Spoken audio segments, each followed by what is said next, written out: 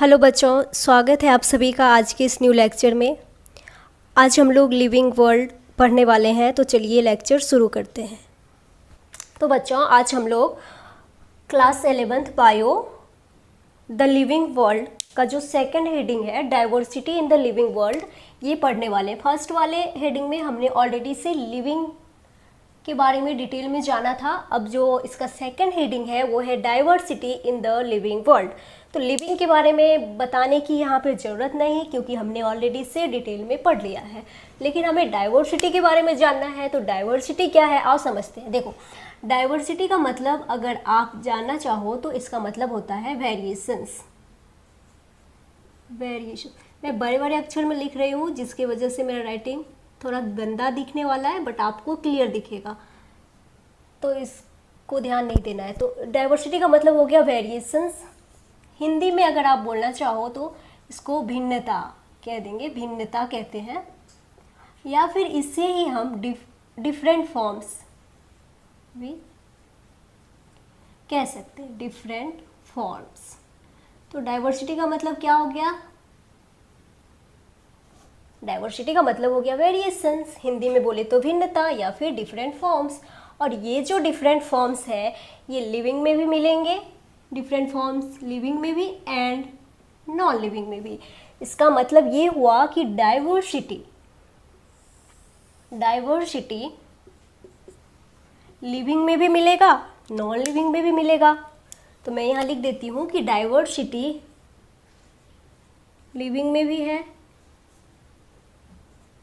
Living में भी है, नॉन लिविंग में भी है। Diversity living and non living दोनों में है। और जब भी हम लिविंग की डाइवर्सिटी की बात करते हैं तो यहाँ पे एक टर्म हम यूज करते हैं बायोडाइवर्सिटी।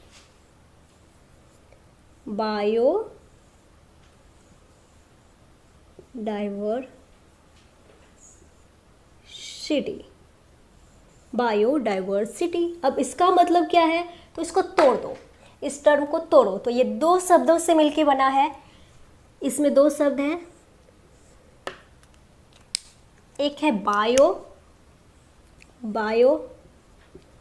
दूसरा है डाइवर्सिटी। अब दोनों का मतलब आपको पता है कि डाइवर्सिटी का मतलब तो अभी बताया, और बायो का मतलब तो आपको पता है, बायो का मतलब होता है लिविंग, एंड डाइवर्सिटी का मतलब होता है वही वेरिएशंस, भिन्नता, डिफरेंट फॉर्म्स। अब देखो, इस अर्थ पे सिर्फ हम ही तो नहीं है, हमारे अलावा और भी कई सारे जीव हैं। तो अर्थ के ऊपर इतने सारे लिविंग फॉर्म का पाया जाना ही तो बायोडाइवर्सिटी है। तो इसीलिए आपकी जो एनसीईआरटी है वो बायोडाइवर्सिटी के बारे में लिखती है number and types of organisms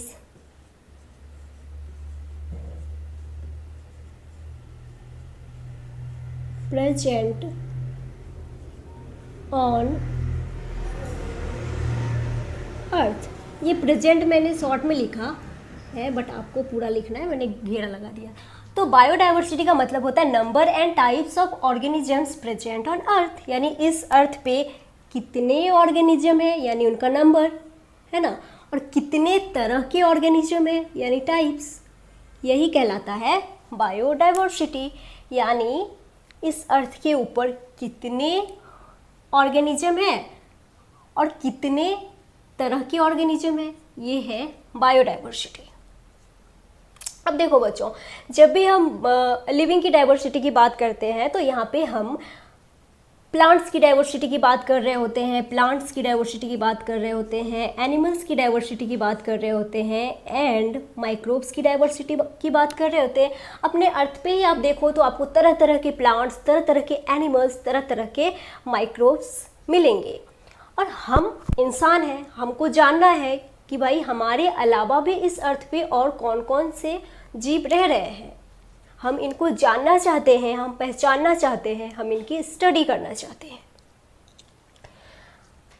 तो सबसे पहले आपकी एनसीईआरटी में एक डेटा दिया है, वो आपको याद रखना होगा। पहले आप ये नोट डाउन कर लो इतना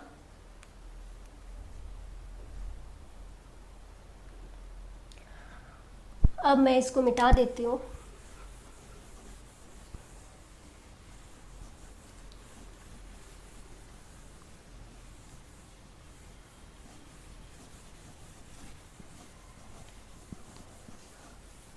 तो चलो, आपके एनसीईआरटी में एक डेटा है जो आपको याद रखना है कि टोटल नंबर ऑफ स्पीसीज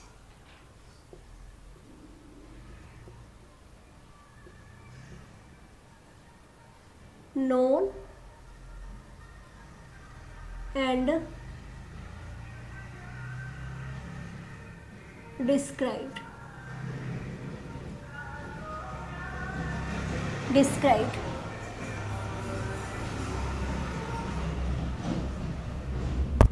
तो total number of species known and described मतलब अब तक कितने स्पीसीज खोजे जा चुके हैं जो डिस्क्राइब्ड हैं।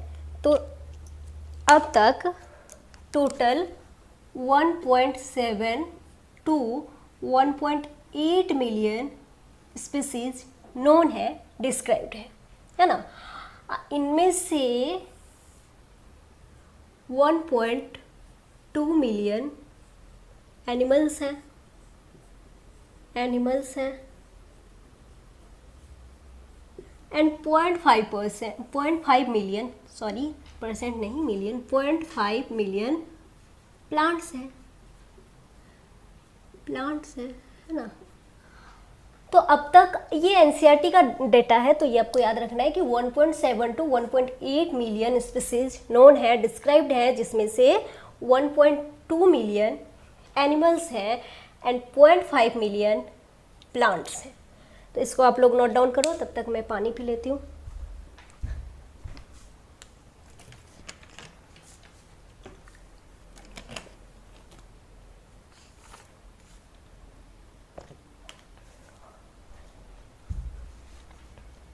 तो यहाँ तक लिख लिया। अब देखो, अब इतनी जो डाइवर्सिटी है इसका क्या करना है, इसका हम क्या कर सकते हैं।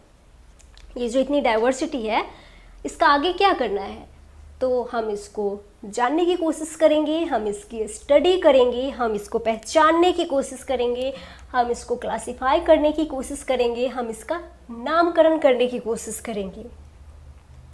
और ये पूरी स्टोरी बायोलॉजी के जिस ब्रांच के अंदर आती है उसको हम कहते हैं टैक्सोनॉमी। यानी अब हमको पढ़ना है टैक्सोनॉमी के बारे में। टैक्सोनॉमी।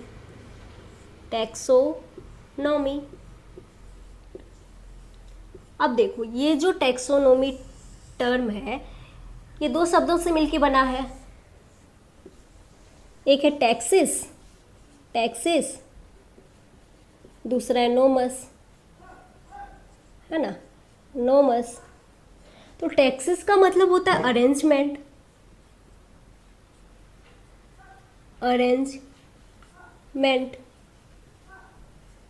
एंड नोमस का मतलब होता है रूल्स, लॉ, है ना।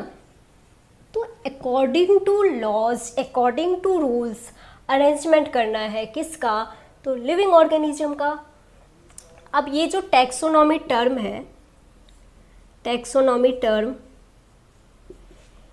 ये दिया था AP डी कैंडोले ने, या आप इसको कैंडोल भी पढ़ सकते हैं। आपका बहुत सारे लोग इसको कैंडोल बोलते हैं, बहुत सारे लोग कैंडोले पढ़ते हैं, तो आपको जो सही लगे आप बोल सकते हैं। तो ये जो टर्म है टैक्सोनॉमी, ये दिया था AP डी कैंडोले साहब ने।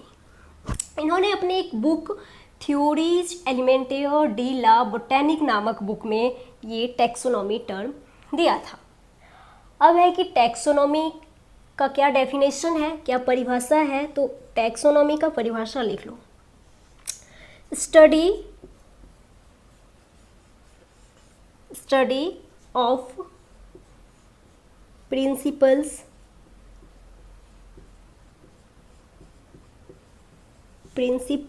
and procedures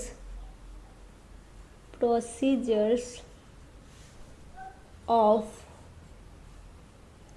क्लासिफिकेशन,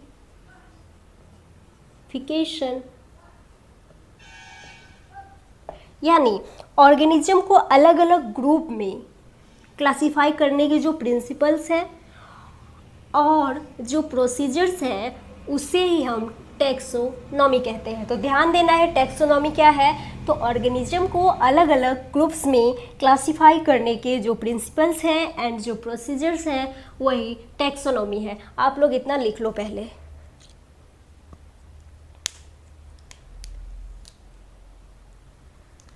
ठीक है, अब मैं मिटाती हूँ।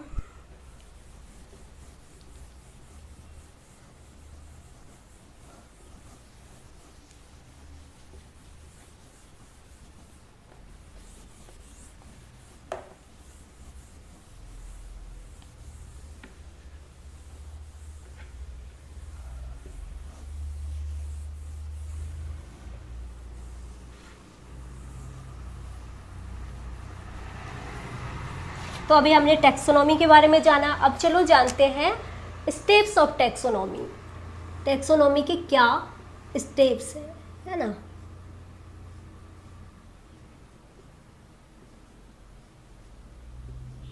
स्टेप्स ऑफ टैक्सोनॉमी, इसके क्या स्टेप्स हैं, तो पहले मैं लिख लेती हूँ, उसके बाद मैं आपको समझाऊंगी।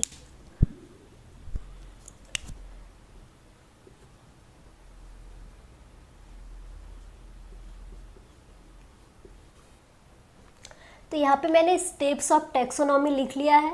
यहाँ पे मैंने टोटल 4 स्टेप्स लिखे हैं। पहला है कैरेक्टराइजेशन, दूसरा है आइडेंटिफिकेशन, तीसरा है क्लासिफिकेशन एंड चौथा है नोमेनक्लेचर। ये 4 स्टेप्स हैं टैक्सोनॉमी के, जो हमें अभी पढ़ने हैं एक एक करके डिटेल में। तो इन 4 स्टेप्स को चलिए एक एक करके पढ़ते हैं। तो पहला है कैरेक्टराइजेशन, है ना। टैक्सोनॉमी हमें बताता है कि जब भी कोई नया ऑर्गेनिज्म मिले तो सबसे पहले उसके कैरेक्टर्स देखो, जितने कैरेक्टर्स आप लिख सकते हो लिखो। सबसे पहले उसके कैरेक्टर्स देखो, यानी पहला स्टेप है कैरेक्टराइजेशन।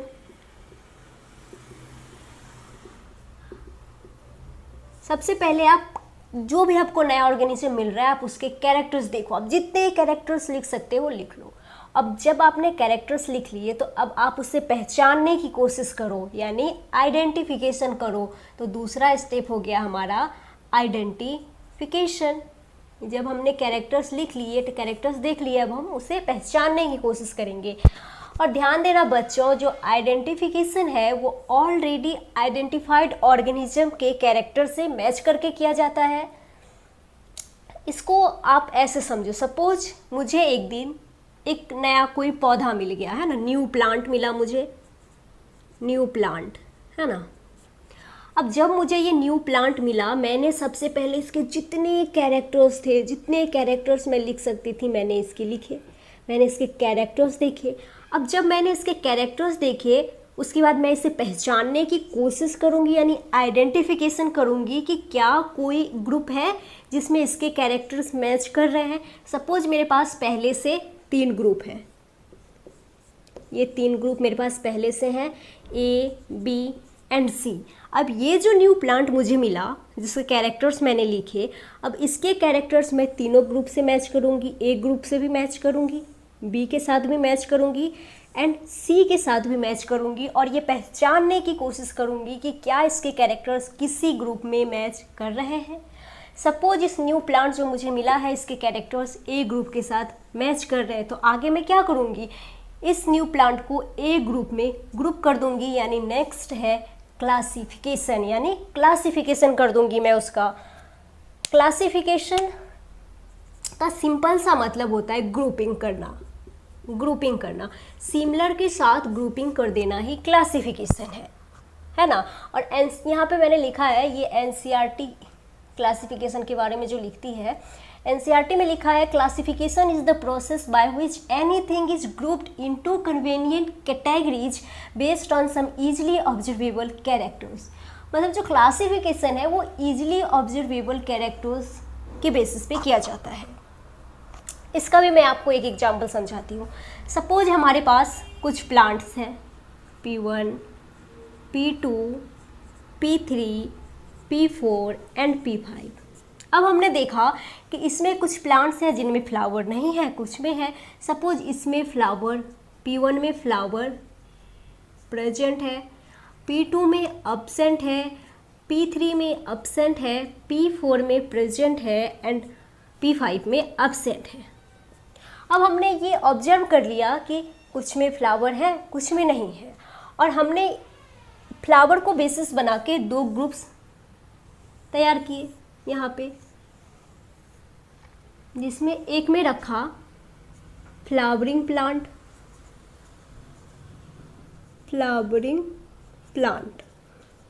जिसमें फ्लावर है वो फ्लावरिंग प्लांट है, जिसमें फ्लावर नहीं है उसको हमने यहाँ नॉन फ्लावरिंग कहा, नॉन फ्लावरिंग प्लांट। अब आप मुझे खुद ही बता दो कि इसमें से कौन से जो प्लांट्स हैं वो फ्लावरिंग के अंदर आएंगे। तो ऑफ कोर्स P1 और P4, क्योंकि इसमें फ्लावर प्रेजेंट है तो ये P4 में, जिसमें फ्लावर प्रेजेंट है वो फ्लावरिंग में, जिसमें नहीं है वो नॉन फ्लावरिंग में। तो नॉन फ्लावरिंग में P2, P3 एंड P5 आ गए। तो ये तो एक तरह से क्लासिफिकेशन हो गया ना, ग्रुपिंग करना, सिमिलर के साथ ग्रुपिंग करना ही तो क्लासिफिकेशन है। तो ये एक बड़ा साधारण सा एग्जाम्पल था क्लासिफिकेशन को समझाने के लिए। ये आपको लिखना भी नहीं है, बस ऐसे ही ये समझाने के लिए था। तो ये हो गया क्लासिफिकेशन। तो टैक्सोनॉमी ने हमें बताया कि जब भी कोई नया ऑर्गेनिज्म मिले, सबसे पहले उसके कैरेक्टर्स देखो, जितने कैरेक्टर्स लिख सकते हो लिख लो। उसके बाद उसे पहचानने की कोशिश करो कि क्या कोई ग्रुप है जिसमें इसके कैरेक्टर्स मैच कर रहे हैं। अगर मैच कर रहे हैं तो अगला उसको उस ग्रुप में क्लासीफाई कर दो। लेकिन यहाँ पे ये संभव है कि जो पॉसिबिलिटी है कि जो न्यू प्लांट मुझे मिला है, हो सकता है कि इसके कैरेक्टर्स किसी से मैच ही ना करे, ये कुछ नया ही है, तो फिर यहाँ पे मैं नया ग्रुप बना दूंगी। तो क्लासिफिकेशन के बाद अब जब मैंने उसको सही ग्रुप में क्लासीफाई कर दिया, उसके बाद अब आप उसको एक नाम दो, यानी नोमेनक्लेचर करो। अब ये जो नोमेनक्लेचर है बच्चों, ये अपने से तो नहीं करना है ना, इसके कुछ रूल्स हैं, कुछ इंटरनेशनल साइंटिफिक रूल्स हैं, उसको फॉलो करते हुए हमें नेमिंग करना है। नोमेनक्लेचर क्या है? नेमिंग करना ही नोमेनक्लेचर है। और नेमिंग अपने मन से नहीं करना। ऐसा नहीं है कि मैंने प्लांट्स ढूंढा, अब मैं अपने मन से इसको जो नाम मुझे समझ में आ रहा है, आलू लालू जो भी समझ में आ रहा है मैं दे दूं, ऐसा नहीं है। इसके कुछ इंटरनेशनल साइंटिफिक रूल्स हैं, उसको फॉलो करना है। इसको आगे हम डिटेल में पढ़ेंगे। तो नेमिंग अपने मन से नहीं करना, इसके रूल्स हैं, उसको हमको फॉलो करते हुए नाम देना है। तो यहाँ पे आपको स्टेप्स ऑफ टैक्सोनॉमी समझ में आ गया। फिर से समझो, टैक्सोनॉमी हमें कहता है जब भी कोई नया ऑर्गेनिज्म मिले, सबसे पहले उसके कैरेक्टर्स देखो, उसके बाद उसको आइडेंटिफाई करो, पहचानने की कोशिश करो कि क्या किसी ग्रुप से उसके कैरेक्टर्स मैच कर रहे हैं। अगर किसी ग्रुप से उसके कैरेक्टर्स मैच कर रहे हैं तो नेक्स्ट उस ग्रुप में क्लासीफाई कर दो, और नहीं कर रहे हैं किसी ग्रुप से मैच, ये कुछ अलग ही है, तो एक नया ग्रुप बनाओ। और जब आपने उस ऑर्गेनिज्म को जो आपको मिला है उसको सही ग्रुप में प्लेस कर दिया, उसके बाद अब आप उसको एक नाम दे दो। और नाम अपने मन से नहीं देना, इसके कुछ रूल्स हैं, उसको फॉलो करना है। तो ये था बच्चों स्टेप्स ऑफ टैक्सोनॉमी। आप चाहो तो लिख लो, आपको ये नहीं लिखना है क्योंकि ये बस समझाने के लिए था इतना। आप ये लिख लो और ये आपको याद भी करना है।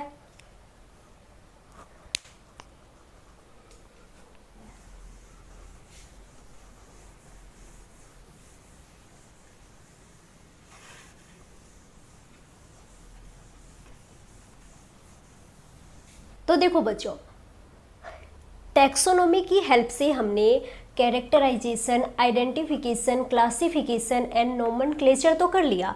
टैक्सोनॉमी की हेल्प से हमने ग्रुप्स तो बना लिए, टैक्सोनॉमी की हेल्प से हमने ऑर्गेनिज्म की ग्रुपिंग तो कर ली, लेकिन जो ग्रुप हमने बनाए हैं उस ग्रुप को भी तो सिस्टम से अरेंज करना होगा ना। जैसे एक एग्जांपल से समझो, आगे आप पढ़ोगे, जैसे कि ब्रायोफाइटा, टेरिडोफाइटा। ब्रायोफाइटा के पास रूट नहीं है, टेरिडोफाइटा के पास आ गया। टेरिडोफाइटा टेरिडोफाइटा के पास आ गया। इसके पास वस्कुलर सिस्टम नहीं है, ब्रायोफाइटा के पास, टेरिडोफाइटा के पास आ गया। तो हमने ग्रुप तो बना लिए ब्रायो एंड टेरिडो, लेकिन पहले ब्रायो आया कि पहले टेरिडो? तो आप कहोगे पहले, तुम अगर मुझसे ये पूछा जाए तो मैं तो कहूँगी कि पहले ब्रायो को रखो, लेकिन मैंने ऐसा क्यों कहा कि पहले ब्रायो को रखो, टेरिडो को क्यों नहीं रखो? तो मैंने ऐसा एवोल्यूशन को सोच के कहा, है ना, कि रूट नहीं था, रूट आ गया, वस्कुलर सिस्टम नहीं था, वस्कुलर सिस्टम आ गया, मतलब पहले ब्रायो को रखना है फिर टेरिडो को रखना है। यानी टैक्सोनॉमी के साथ जब एवोल्यूशन आ जाए तो वही सिस्टमैटिक्स है, यानी कि जो ग्रुप तैयार किए गए हैं उसको सिस्टम से अरेंज करना है। तो आओ बच्चों, अब हम लोग सिस्टमैटिक्स के बारे में जानते हैं। तो यहाँ पे अब हम हेडिंग देंगे सिस्टमैटिक्स। तो लिखो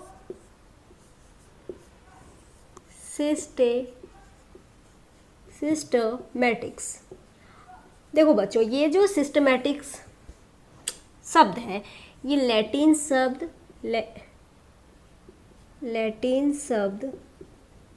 सिस्टमा से आया है, सिस्टेमा से आया है।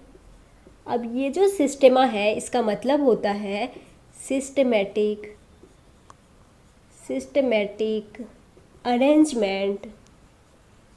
Arrangement of organisms. तो ये आपको ध्यान देना है, ऑर्गेनिजम्स। तो जो सिस्टमैटिक्स है वो लैटिन शब्द सिस्टेमा से आया है। सिस्टेमा का मतलब होता है सिस्टमैटिक अरेंजमेंट। अच्छा बच्चों, ये जो सिस्टमैटिक्स टर्म है, टर्म ये दिया था कैरोलस लीनियस ने दिया था। और ये सिस्टमा शब्द लीनियस को इतना पसंद आ गया कि इन्होंने अपने पब्लिकेशन का टाइटल ही रख दिया था सिस्टमा नेचुरी। ये इनकी पब्लिकेशन का टाइटल था, सिस्टमा नेचुरी। ये एक बुक था जिसमें इन्होंने यानी कैरोलस लीनियस साहब ने सिस्टमैटिक्स टर्म यूज किया था। तो बच्चों अब आप मुझे बताओ सिस्टमैटिक्स क्या है?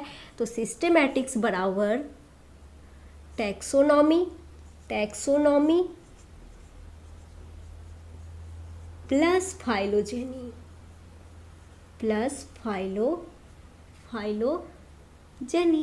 अब ये फाइलोजेनी क्या है? तो फाइलोजेनी का मतलब होता है बच्चों एवोल्यूशनरी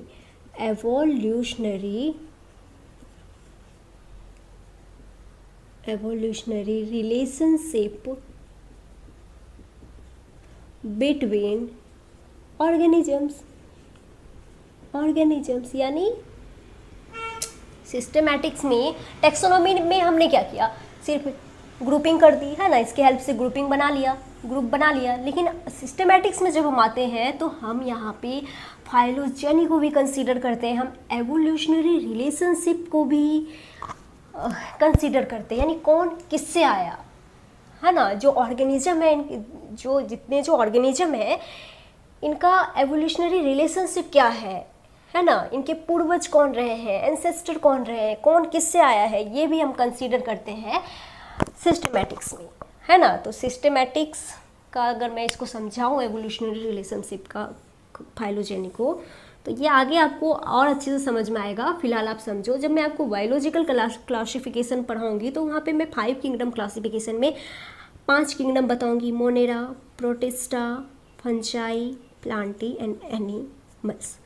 देखो इसमें जो मोनेरा किंगडम है यानी प्रोकैरियोट्स, इससे पहले आए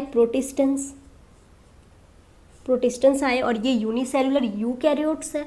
अब ऐसा नहीं है कि प्रोटिस्टा से फंजाई, फंजाई से फिर प्लांट और फिर प्लांट से एनिमल आए, ऐसा नहीं है। प्रोटिस्टा से ही फंजाई भी आए, प्लांट भी आए और एनिमल भी आए। तो मोनेरा किंगडम यानी प्रोकैरियोट से पहले प्रोटिस्टेंस आए और यहाँ से फिर फंजाई, प्लांटी और एनिमल्स आए। तो ये एक तरह का एवोल्यूशन हमने देखा ना, एवोल्यूशन की कौन किससे आया, तो यही कंसीडर किया जाता है फाइलोजेनी में। आपको मैं ना बायोलॉजिकल क्लासिफिकेशन में जब पढ़ाऊंगी तो वहाँ पे मैं एक बेंथम एंड हुकर क्लासिफिकेशन पढ़ाऊंगी, वहाँ पे मैं बताऊंगी कि उनका क्लासिफिकेशन काफ़ी बढ़िया था, बड़े सारे कैरेक्टर्स उन्होंने लिए, बट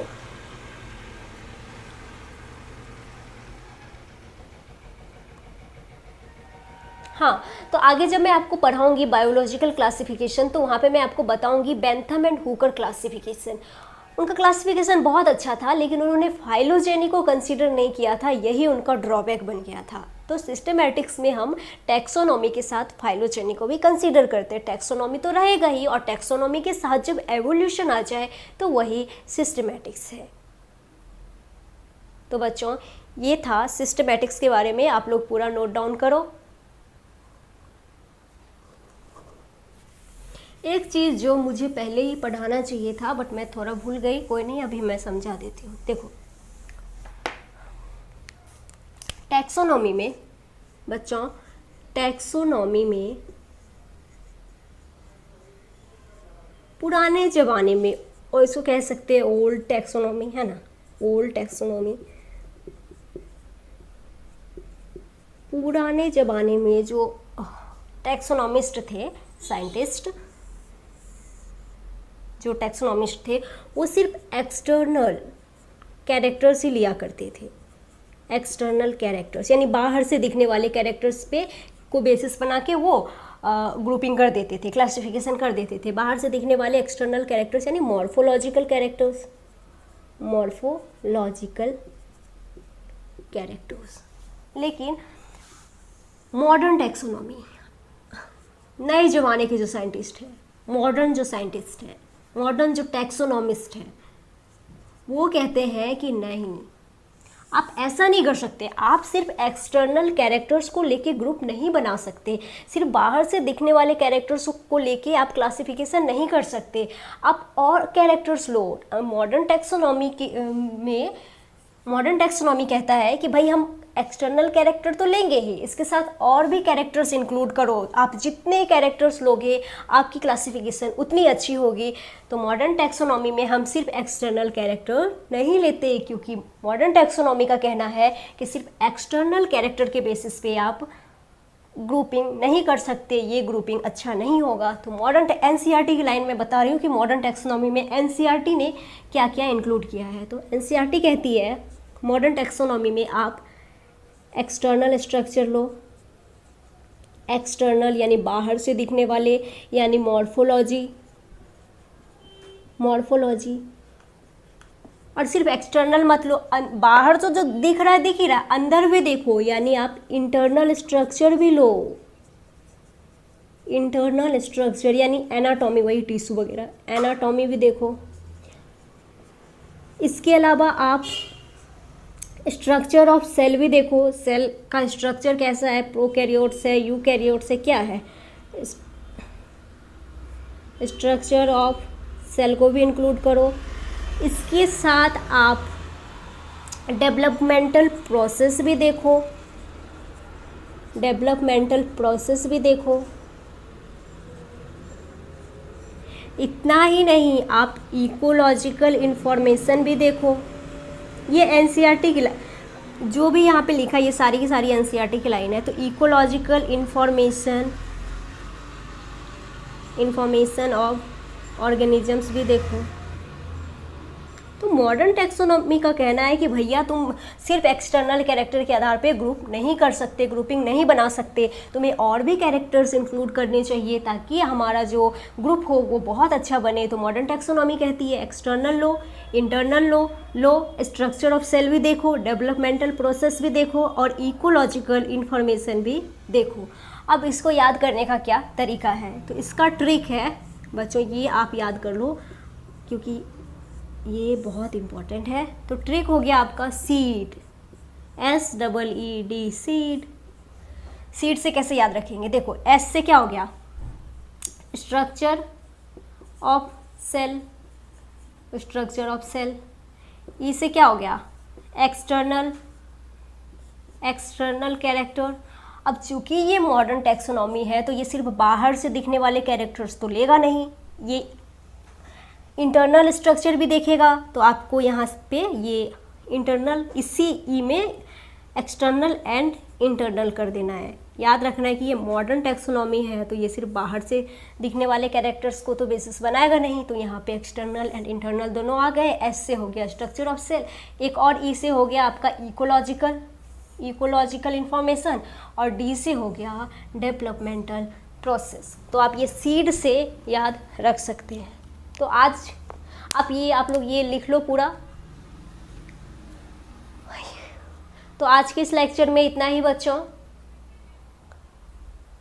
और बहुत सारे बच्चे नोट्स मांगते हैं, तो इसमें मैंने बहुत कुछ लिखने की कोशिश की। अगर फिर भी आपको नोट्स चाहिए, हाँ, बहुत सारे बच्चों ने बोला था मैम इंस्टाग्राम का लिंक दो, इंस्टाग्राम का, तो मैं डिस्क्रिप्शन में डाल दूंगी। वहाँ पे भी अगर आपको कोई क्वेश्चन पूछना हो या फिर नोट्स चाहिए तो आप मैसेज करना, मैं दे दूंगी। और आज के इस लेक्चर में बस इतना ही। तो आप आज जितना पढ़ाया गया है उतना आप ध्यान से पढ़ो, नोट्स बनाओ खुद से। अगर आपको मेरे हाथ के लिखे हुए नोट्स चाहिए तो उसके लिए भी आप कमेंट में बताओ या फिर इंस्टाग्राम पे बताओ, मैं दे दूँगी। और आपको कुछ नहीं करना, आपको फ्री में लेक्चर मिल रहा है। हर दिन तो नहीं, भी एक दिन छोड़ के एक दिन मेरा लेक्चर आएगा, हो सकता है कि डेली बेसिस पे भी आए। तो आपको बस रोज़ का रोज़ पढ़ना है और वीडियो को लाइक कीजिए, शेयर कीजिए, चैनल को सब्सक्राइब कीजिए और अपना प्यार ऐसे ही बनाते रहिए। और हम लोग आपके लिए अच्छे अच्छे लेक्चर्स लाते रहेंगे। धन्यवाद। जय हिंद। Thank you.